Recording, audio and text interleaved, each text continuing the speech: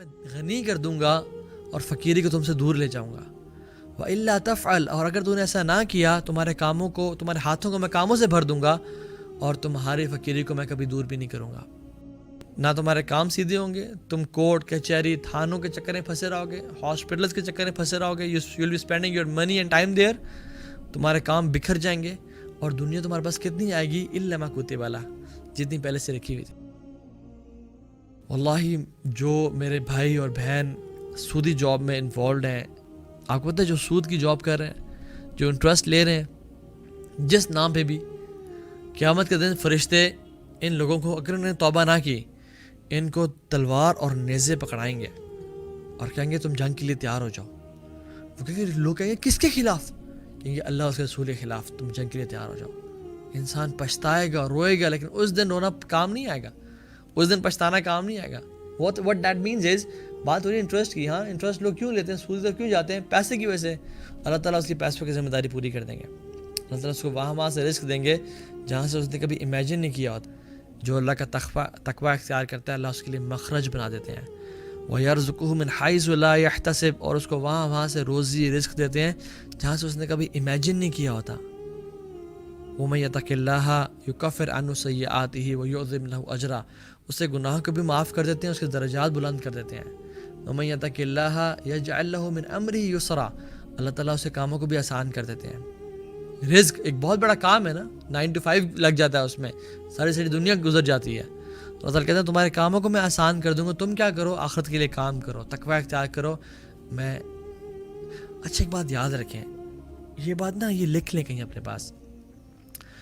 اگر ہم اللہ اور اس کے رسول کی باتوں کی قدر کریں گے نا، اللہ اور اس کے رسول کی جو احکامات ان کی قدر کریں گے، اللہ تعالیٰ لوگوں کے دلوں میں ہماری قدر کو بڑھا دے گا اور اس دنیا میں ہماری قدر کروائے گا. اور اگر ہم نے اللہ اور اس کے رسول کے احکامات کی قدر نہ کی تو ہم ذلیل و خوار ہو جائیں گے اور ہم کہیں کے نہیں بچیں گے.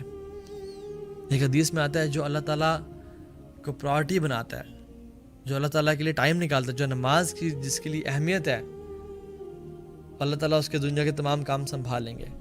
لیکن جو آخرت کو پرائرٹی نہیں بناتا نا، لم یبال اللہ فی ای اودیتہ ہلک، اللہ تعالیٰ کو پرواہ ہی نہیں ہے کہ وہ جس وادی میں جا کے مر جائے.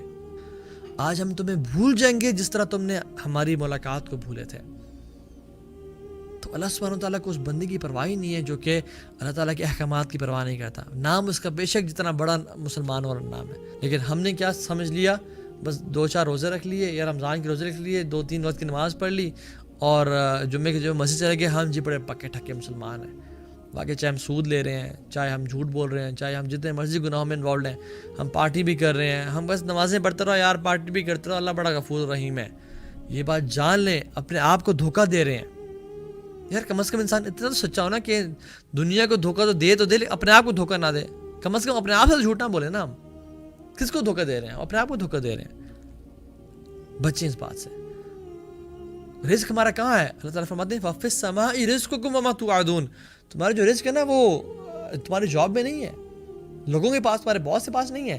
وَفِي السَّمَاءِ رِزْقُكُمْ وَمَا تُوعَدُونَ، تمہارا جو رزق ہے وہ آسمانوں میں ہے. اصل رزاق ان اللہ هو الرزاق ذو القوۃ المتین، اس کو راضی کرو. اور میں آپ کو 6-7 اسٹیپس بتا دوں ہاؤ ٹو گیٹ رچ. ویسے میرا لیکچر ہے آن ویلتھ مینجمنٹ، وہ لازمی سنیں because I have discussed how to earn money in the حلال وے اینڈ اسلامک سورسز کیا ہیں.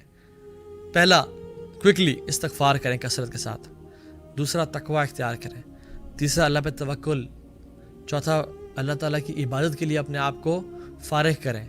یا ابن آدم تفرغ لعبادتی املأ صدرک غنى واسد فقرک والا تفعل ملأت یدیک شغلا ولم اسد فقرک. اے آدم کی اولاد، اپنے آپ کو فارغ کر میری عبادت کے لیے، تمہیں میں غنی کر دوں گا اور فقیری کو تم سے دور لے جاؤں گا.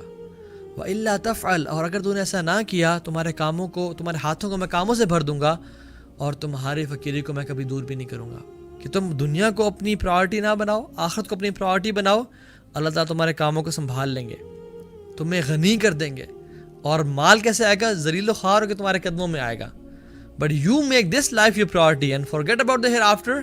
واٹ ول ہیپن از نہ تمہارے کام سیدھے ہوں گے, تم کورٹ کچہری تھانوں کے چکر میں پھنسے رہو گے, ہاسپٹلس کے چکر میں پھنسے رہو گے, you will be spending your money and time there, تمہارے کام بکھر جائیں گے, اور دنیا تمہارے پاس کتنی آئے گی, الا ما کتب والا, جتنی پہلے سے رکھی ہوئی تھی. So free yourself for the worship of Allah سبحانہ وتعالی. نمبر 5th point is صدقہ.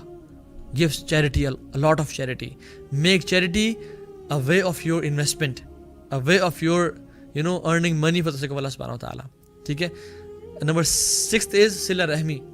لوگوں کے ساتھ صلہ رحمی کریں, رشتہ داروں کو گفٹ دیں, ان کو کالز کریں, ان کے ساتھ باتیں کریں.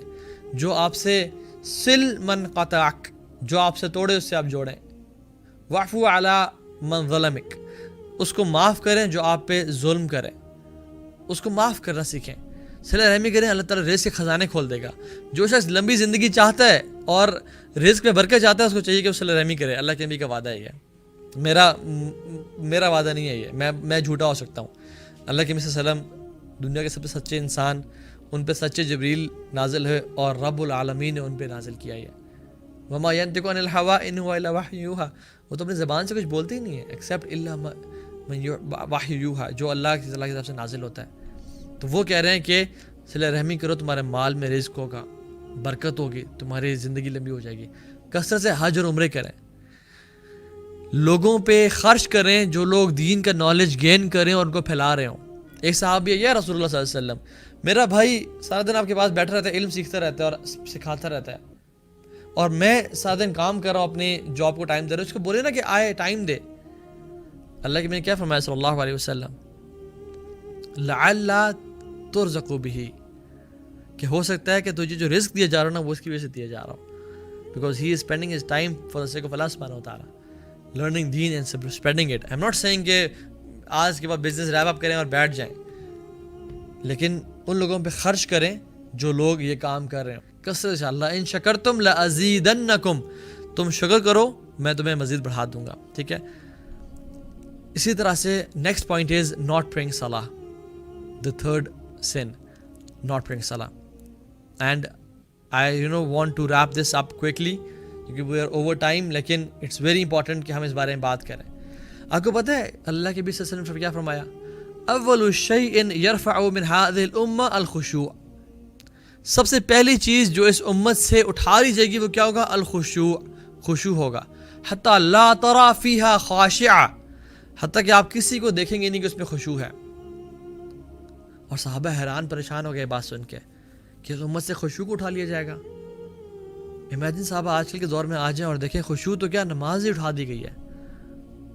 اکثریت امت نماز ہی نہیں پڑھتی. خشوع تو نماز سے دور کی بات کہ لوگوں کی نمازوں میں خشوع نہیں ہے.